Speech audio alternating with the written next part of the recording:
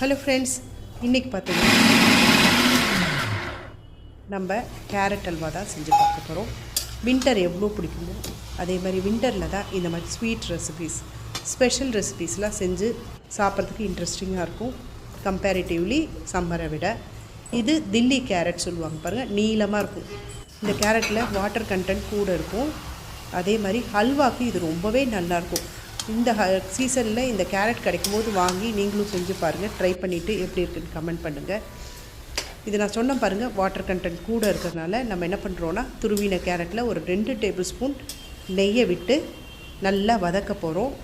அதில் இருக்க தண்ணியும் வற்றிடும். அட் த சேம் டைம் பார்த்திங்கன்னா கேரட்டோட ரா ஃப்ளேவரும் போயிடும். ஹல்வா செஞ்சு வரும்போது கம்ப்ளீட் ஆகும்போது உங்களுக்கு டேஸ்ட் நல்லாயிருக்கும் இந்த மாதிரி வதக்கிட்டு செய்யும்போது.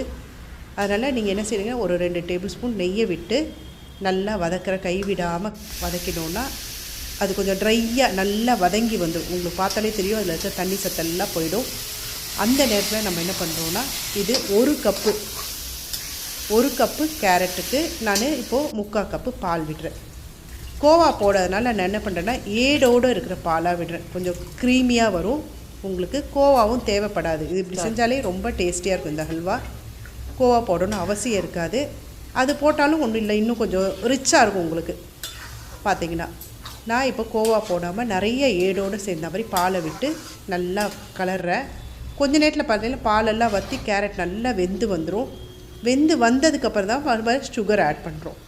சேம் நான் என்ன பண்ணியிருக்கேன், 1க்கு 1/2 கப்பு தான் சுகர் போட்டுக்கிறேன்.